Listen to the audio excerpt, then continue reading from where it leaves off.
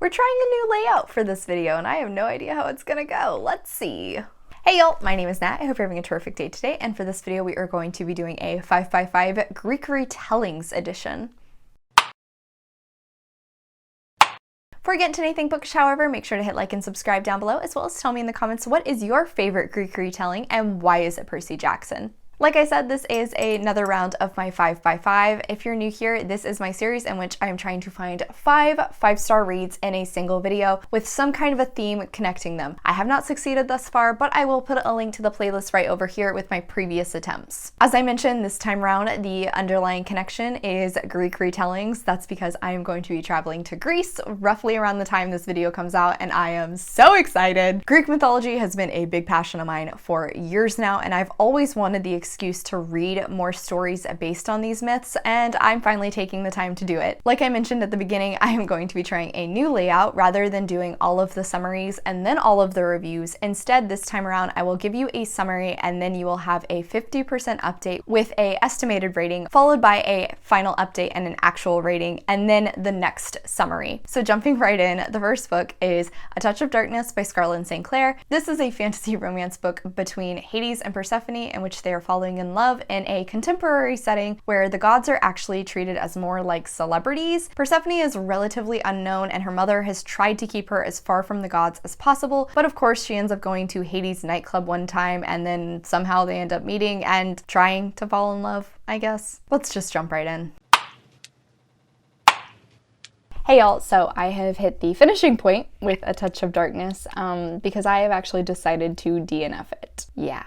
It's unfortunate. When I went into this, I knew fantasy romance was not my jam, but I was pretty hopeful because it's a Hades and Persephone retelling and I really like them as a couple. And this, with being a modern urban fantasy, I was hopeful that I would probably enjoy it more. Unfortunately for me, this was way too reminiscent to 50 Shades of Grey for me to actually enjoy it. Side note, I have never read those books. I have unfortunately seen the first movie, but it was against my will. I deeply loathed the way Persephone was characterized in this. Even though this story is told in her perspective and we are constantly told that she is incredibly tough, she is super independent, she is trying to break away from her mother and be her own person. Yeah, no, she's very demure, she is incredibly naive, she's really innocent, and even though she's trying to pull away from being this virginal maiden under her mom, that's still what she is, and that's also how everybody treats her. This was only worsened by how Hades reacts to her. He manages to both objectify her and infantilize her at the same time, and I hate that deeply. Let me say, that might not be the way everyone reads this relationship, but it is for me in that I hate power imbalances. It is very obvious here who is constantly in charge because, you know, Hades is this big bad billionaire. He's been around the block. He's super rich. He's super powerful. And Persephone is a little new goddess. She doesn't know anything, and just I hate that. I hate it deeply. I was at 45% of the way through and we get a lot of interactions between the two of them actually. There's lots of banter, there's lots of flirting. I guess you could kind of say this is enemies to lovers because Persephone definitely has a very poor perception of Hades when she first meets him. But literally I had no faith that this could turn into any kind of a relationship. There's even a really steamy kiss at one point, and it just felt very awkward and like this was purely based on superficial things. And honestly, if you look at it like with Hades' perspective, it kind of feels predatory. The one plus I can give this is actually in terms of the Greek mythology aspect. I do like the way the Greek gods are handled in this, putting them into this modern day setting and how they are treated as like big name celebrities. I enjoyed that. I also liked the numerous drops of different characters from Greek myth. Orpheus and Eurydice pop up at one point. Adonis is a side character who's a little sketchy. Apart from that, was not having a great time. Also, the writing kind of just felt a little reminiscent to 2012 fanfiction that I read on fanfiction.net. Like, not even archive of our own. Fanfiction.net worthy stuff. So, as I said, I'm DNFing this one. I'm bummed about it because I wanted a good Hades and Persephone retelling, but this is also just not my genre. I don't do fantasy romance. I should just trust myself and know that I do in fact know what I like and stop trying to branch out into stuff that I don't think I will like. Clearly we weren't off to a great start. After that, however, is 1,000 Ships by Natalie Haynes, and this is a retelling of the Trojan War between many different women impacted by it on both the Greek and Trojan sides. Hey y'all, so I have officially hit the halfway point into 1,000 Ships by Natalie Haynes, and this is gonna shine the light a lot, so I'm not gonna hold that up. Thank you to Natalie Haynes for including a character list with a breakdown of the families and the sides that these people fall into. That really helps. So far, there aren't actually many characters whose perspective we see from more than once, apart from 𝗖cie, which is the goddess of poetry. She often speaks as though she's talking with the reader about a man who is trying to write an epic poem regarding the Trojan War, and she is trying to push him in the direction of looking at the tragedies that are happening and the impact of them on the women. The only other group of characters whose perspectives we've seen from multiple times are the Trojan women as a whole, which is specifically looking at the family of King Priam, and so that includes his wife and then his, I think, 3 biological daughters and then maybe 2 daughter-in-laws? That sounds right. Thus far, I've really been enjoying Haynes's writing when it comes to war. With this being told from a female perspective, obviously a lot of these aren't given much attention in the original epics, but she's actually highlighting the tragedies that these women have had to face, and not just with the death of their male loved ones, but also the ramifications the war has had on their lives and their experiences. This definitely is not shying away from the brutality and the violence of war, nor is it shying away from the sorrow and the grief that these characters are feeling. Like I was saying with 𝗖cie's perspective, she rants to us about how the poets will want to focus on one specific person or one person's loss of life, when in reality the true tragedy is the scale of loss that has happened and how that all weaves together to tell the story of this war. I really liked one line in particular, which was, "War is not a sport to be decided in a quick bout on a strip of contested land. It is a web which stretches out to the furthest parts of the world, drawing everyone into itself." Along with all of that, I think the atmosphere in this book has been very well done. Haynes has certainly created a really powerful setting that is unfortunately incredibly bleak, and it just infects you the more you read. The chapters do alternate in size a good bit. I've had one that was 2 pages from 𝗖cie's perspective, 2 others which lasted for more than 30 pages. I will say that many of the chapters in this book end with women dying, but then others will discuss the other terrible things that they can endure. The timeline of the story is very much out of order, and this is most obvious whenever we alternate between perspectives of the gods and then the humans, which personally, I actually really like this. I can't explain why, but I think it makes more sense and has more emotional impact with the layout she has given this, rather than telling everything in a chronological order. But with that being said, I can't imagine many people would go into this book not having some passing knowledge about the Trojan War, but if you don't, I could see that being kind of confusing. I just really have to say this is a incredibly emotional read. I would probably estimate my rating to be 4 stars. I don't know if I could quite put it as high as a 5-star yet, just because the writing isn't my absolute favorite. I do think she could kind of go more into the beautiful writing, which would possibly make this story even more impactful. I guess arguably that could go in the opposite direction. I don't know. My estimated rating for right now is 4 stars.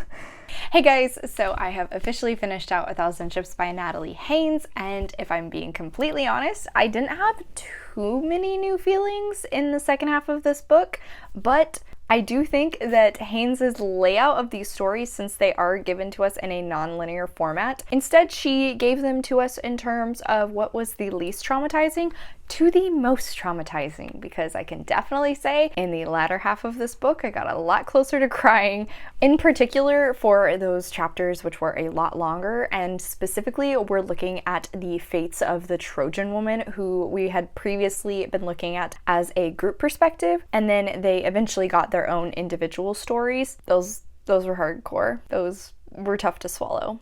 I think my favorite perspectives that we followed were Penelope, Cassandra, Eris and Themis, Clytemnestra, and then of course Calliope's narration throughout I really enjoyed. One thing that was handled in the second half that I don't think we saw previously was Haynes's discussion on adultery. I did like that that was actually brought up. It seems like infidelity is very common in the Greek myths, but it doesn't really get frowned upon all that often, apart from, I guess you could say, Hera, who we know is very vengeful. But I did not like that in some of the perspectives of the women we were following, we would see them get angry at the women who were cheating with the husbands.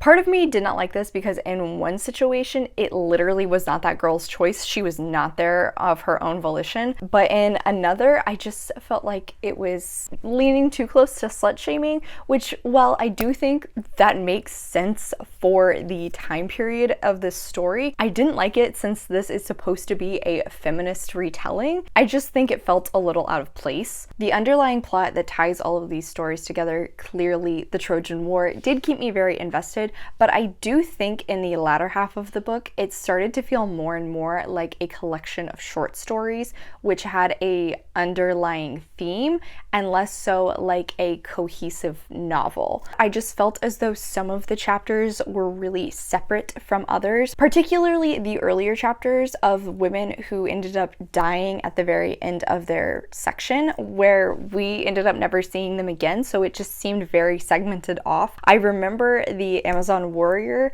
who we only saw from her perspective for a mid-sized chapter, and she ended up dying at the end, but I don't remember her name, and all in all, while I did feel emotion in the moment of reading that, I don't really look back on it and feel very strongly in comparison to the other stories we were given later down the line. My estimated rating was correct and matched with my compile, which was 4 stars. I did really enjoy this retelling of a story that for the most part I did already know. There were a few here and there that definitely taught me some things, and I just really liked seeing it from a fresh perspective where we could better understand the hardships that all of these women were living through. Clearly, that one went a lot better. Next up is Never Look Back by Lilian Rivera, and this is a retelling of Orpheus and Eurydice. However, this is set in New York City, in which both of the teenagers are Latinx. Orpheus is an up-and-coming musician, of course, and then Eurydice is an island girl from Puerto Rico who unfortunately has been displaced by the hurricane. Yuri's mother decides that she should stay in New York for a little bit to try and help with her mental health, and of course she ends up meeting Orpheus. However, something sinister might have followed her from the island.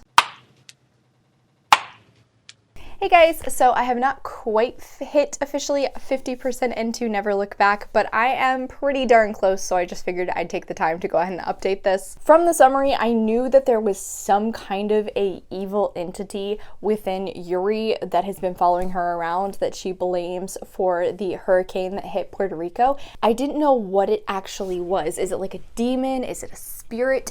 And thus far, it's kind of been explained what it is, but at the same time, I'm not really sure if that's true or not, because we are seeing things from Yuri's perspective, and in her mind, he is a spirit. He is haunting her. He is a real thing that has real power, so her mom does not believe in her getting therapy. Her mom doesn't think that she should be getting medication. She doesn't think that's healthy for her, and so because of that, Yuri doesn't think of him as like a mental illness.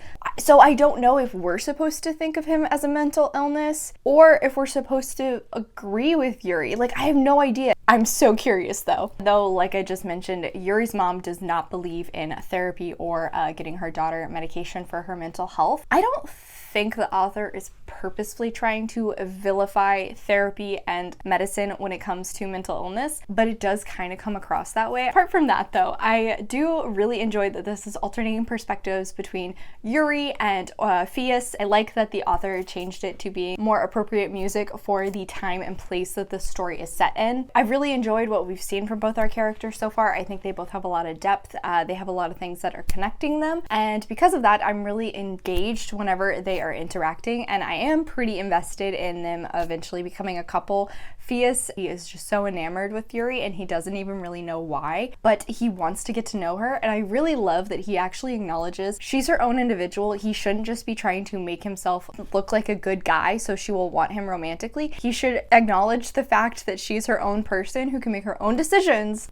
We love that. Yuri, super shy. She's definitely invested in her family a lot. She wants to try and be normal, but because of this whole 𝗖cie situation, she definitely doesn't feel like she is. There's some dogs walking by.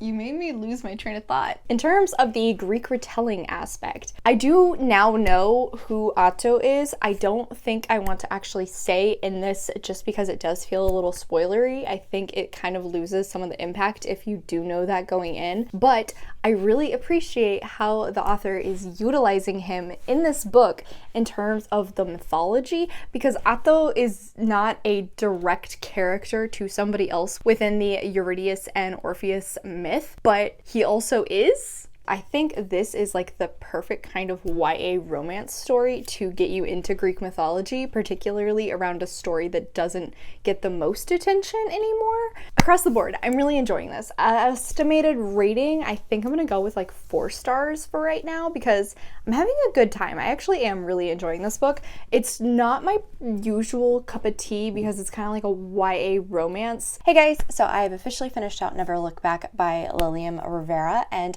I did really enjoy this. However, my first comment that I wrote promptly after hitting the 50% mark was, oh my god, teenagers being dramatic, and oh my god, just communicate. The argument that takes place between Yuri and Orpheus definitely makes this book feel YA. It was so cringy, it was so frustrating. It felt like they were both being willingly obtuse just so we could have an issue arise between the two of them, which caused a little bit of drama before they eventually rekindled their relationship and we moved forward with the official myth retelling.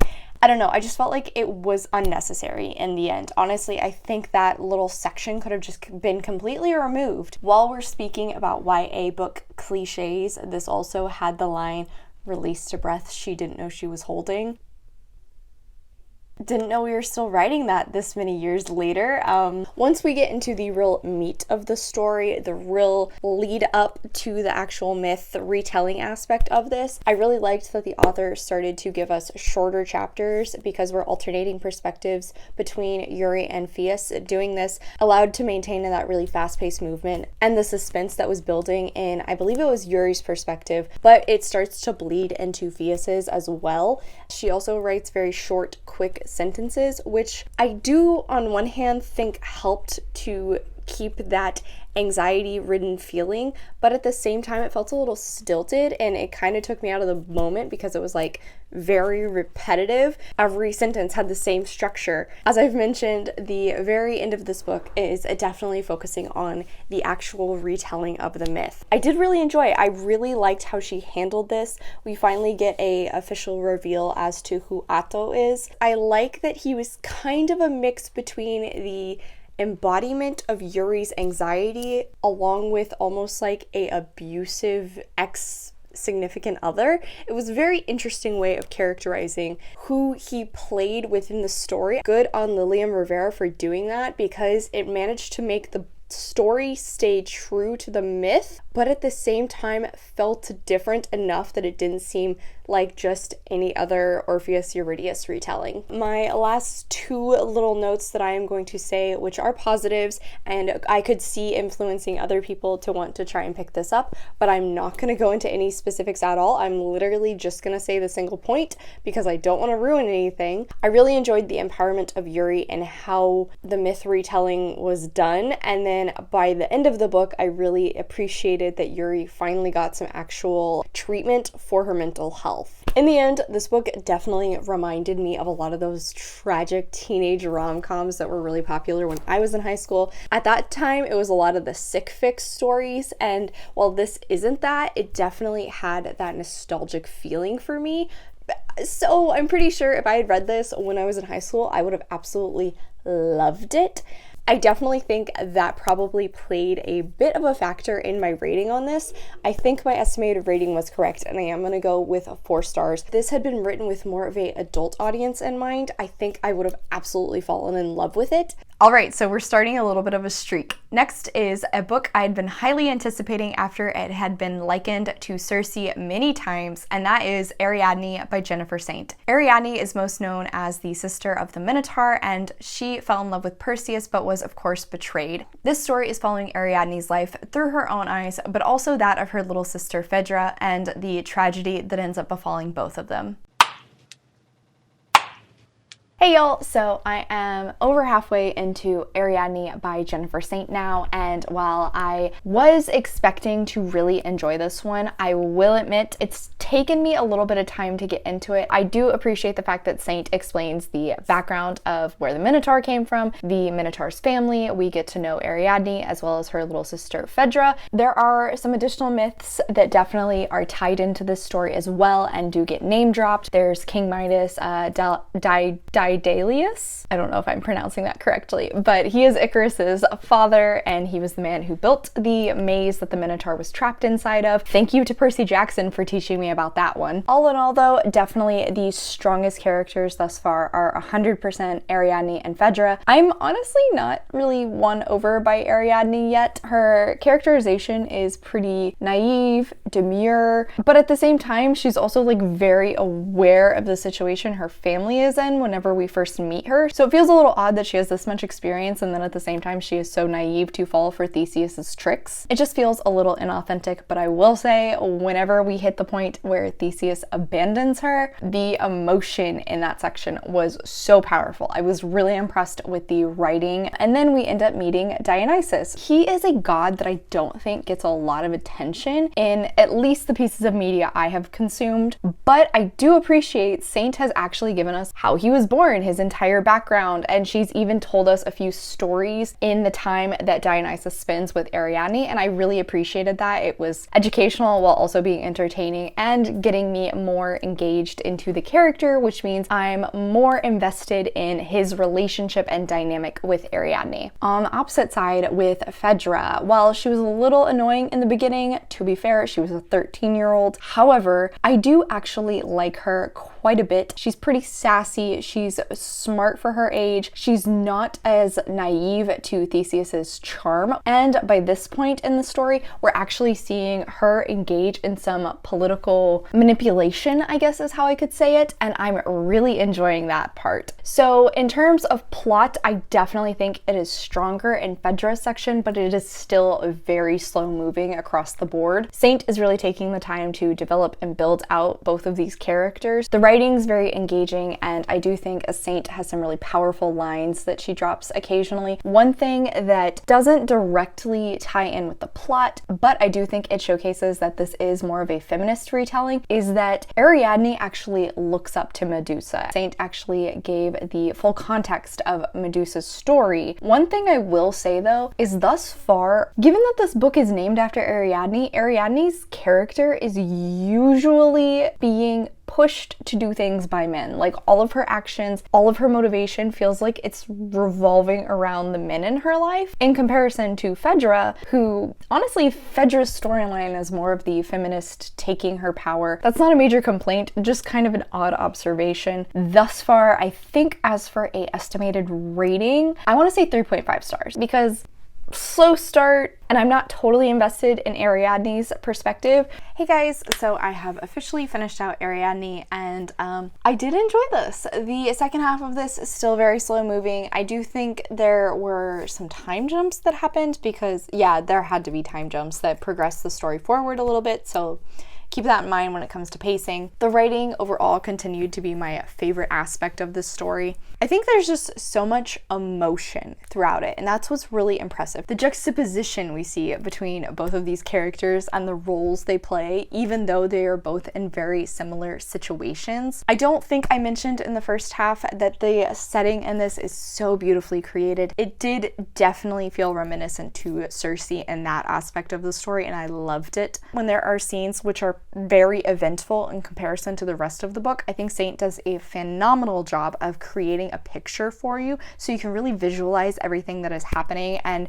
the area that this story is set in just so well. And at the same time, she also creates this anxiety tension in you that pulls you to the edge of your seat. In terms of a retelling aspect, I think Saint did a phenomenal job of interweaving both of these women's storylines to create this cohesive one plot and showcase the effect that the men and these women's lives had on their own experiences and inevitably their own demises. Is that the correct plural there? That feels wrong. Initially, when we see the main conflict in Phaedra's perspective, I wasn't a big fan of it. I really didn't like how Saint was retelling this aspect. I have to be honest, there was a reveal and a realization that Phaedra has whenever everything comes to a head, and I really appreciated that. It just twisted the entire story and made me rethink how I was looking at it, and I loved that.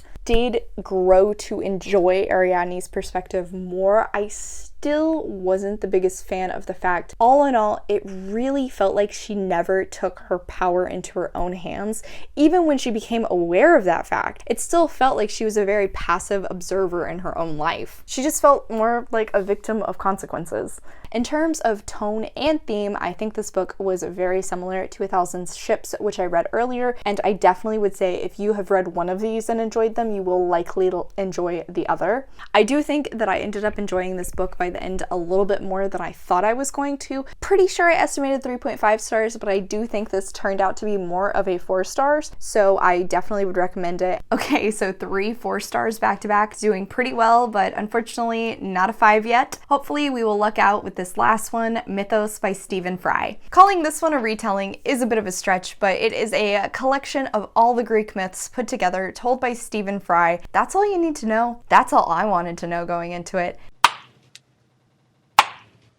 Hey y'all, so I am just shy of the 50% mark in Mythos by Stephen Fry, and honestly, I just realized I needed to take the time to film this now, or else I didn't know if I was going to. I do appreciate that he actually does acknowledge that there are often different versions of a myth, and if it's a manageable number, he will actually tell you the different ways this character or this story has been told. He'll elaborate on each of them, but then he'll usually tell you which one he's probably going to stick with if it affects any of the future stories. At the beginning, I really enjoyed the fact that every time he would introduce us to a new titan or to a new god, he would explain who this person was, showcase to us where they fell within the familial lineup, tell you what they're known for, and then my favorite part, he would give you something that came about because of them, that has been named after them from today, that you could relate them to. And I think that made it so much easier to keep track of all of these different characters, because Lord knows there's a lot of titans and gods. Given that this is a bunch of Greek god stories, I really appreciate that he does not shy away from the violence, the incest, or the queerness of many of these. Also really loving that he tosses in occasional jokes, dry comments, or even a few